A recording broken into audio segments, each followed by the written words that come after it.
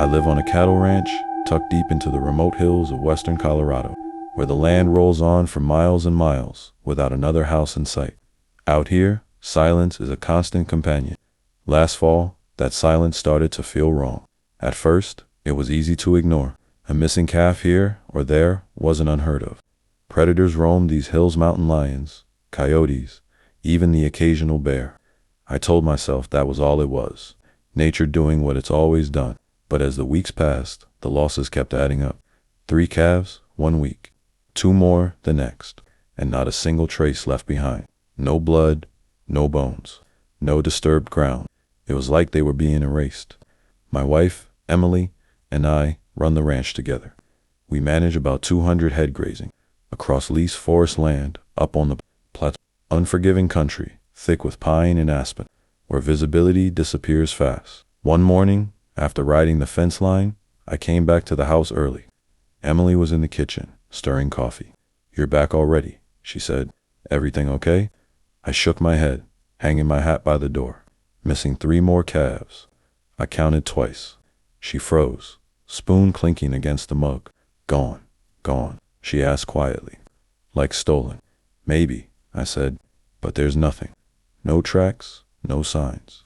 It's like someone lifted them straight off the ground." We sat at the table in silence before she suggested calling Jack, our nearest neighbor, a seasoned rancher a few miles down the dirt road. Jack knew this land better than anyone. When I called him, he didn't sound surprised. "Lost 5 last week," he said. "Same thing. No signs." That was when the knot in my stomach tightened. That afternoon, I drove into Montrose to talk to Sheriff Harlan. His office was small, cluttered with files and coffee cups. He listened carefully as I laid it all out. "You're not the first," he said. "We've had similar reports from the plateau. Could be rough, organized ones. Quiet, smart." "How many?" I asked. He sighed. "Enough to worry me." Driving home, every curve in the road felt heavier. That night, Emily and I locked the barn, turned on the floodlights, and slept lightly. A few days passed, then it happened again.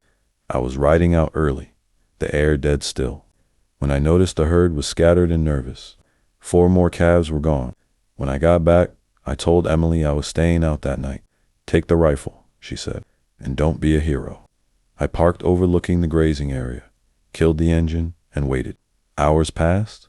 Then, near midnight, I heard Iton engine, distant but unmistakable. Then voices, low, urgent.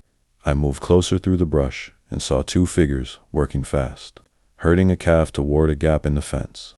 One held a rope, the other a flashlight kept low. "Hey," I shouted, stepping out. One bolted. The other charged me. We went down hard. He was strong, stronger than he should have been. His grip was brutal. "You shouldn't be here," he growled. I fought back with everything I had. When I finally struck him with a rock, he collapsed. The calf was gone.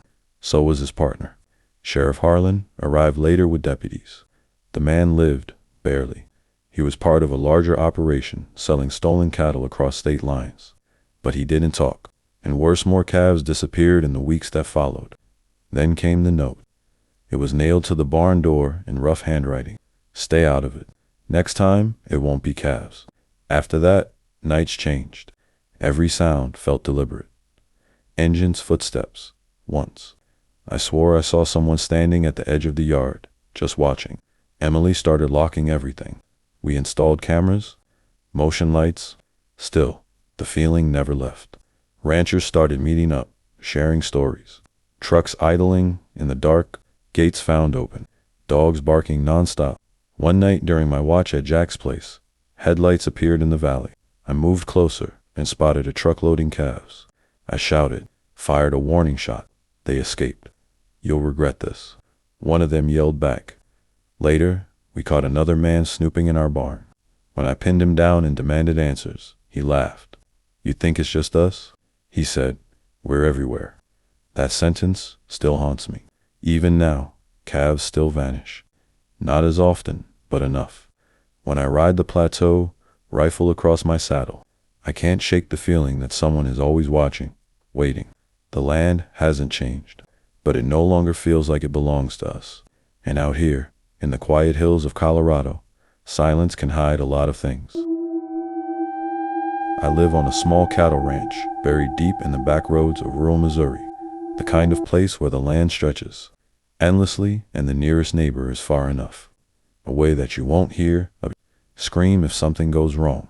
My name is Tom, and I've spent most of my life raising cattle on this land. Until recently, I thought I understood every sound, every shadow, every rhythm of this place. I was wrong. It started quietly. One morning during a routine count, I noticed 2 heifers were missing. At first, I blamed myself. A gate left open, a fence line weakened by weather. Things happen on a farm. But when I walked the perimeter, everything was intact. No broken boards, no bent wire, no tracks in the dirt, nothing. I called my wife Anna out to the pasture. "Look here," I said, pointing to the empty space in the herd. 2 gone. You see anything that explains that? She scanned the ground, then shook her head slowly. "No, Tom, nothing. Maybe the boys down the road?" I doubted it. The local kids weren't troublemakers, and nobody jokes with livestock. Still, unease crept in. Later that day, I drove into the village and stopped at the feed store. That's where people talk. Old Mr. Jenkins was behind the counter when I asked if he'd heard about cattle going missing. He didn't answer right away, just leaned closer and lowered his voice. "Keep your eyes open," he said. "Rex McKinney's been around more lately." Everyone knew Rex. Big man, mean stare. Old pickup truck with dents along the side. He'd been caught stealing before. Tools, fuel, but somehow always walked free. Lawyers, technicalities, intimidation. I left the store with a knot in my stomach. That night, Anna and I locked the barn tighter than usual. "What if it's him?" she asked quietly over coffee. "If it is," I said, "we watch. And we report." A week later, 3 more cows vanished. This time, a gate was unlatched, but still no footprints. No tire marks.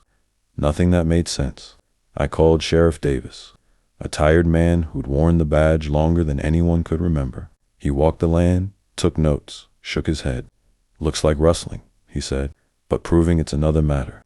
"You think it's Rex?" Davis sighed. "Can't say names without proof, but I'll keep an eye on him." Nothing came of it. Then I started noticing things. A truck idling at the end of my driveway one evening. No lights. When I stepped outside with my shotgun, it sped off. "That was his truck," Anna whispered. I saw the dent.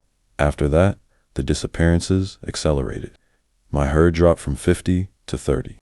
Sleep became impossible. Every sound outside felt intentional. One morning, I found a note nailed to the barn door. "Stay out of it." No name, no signature. But I knew. My neighbor Bill had the same problem. We met at the fence line. "Lost for last month," he said, and Rex drove past my place, slow as hell. We gathered others quietly. Jenkins, Ed, Frank, back booth at the diner. "He's bleeding us dry," Ed said. "He shot at my dog," Frank added. "He's warning us," I said, placing the note on the table. Sheriff knew. Everyone knew, but nobody could stop him. We tried night patrols, cameras. It didn't help.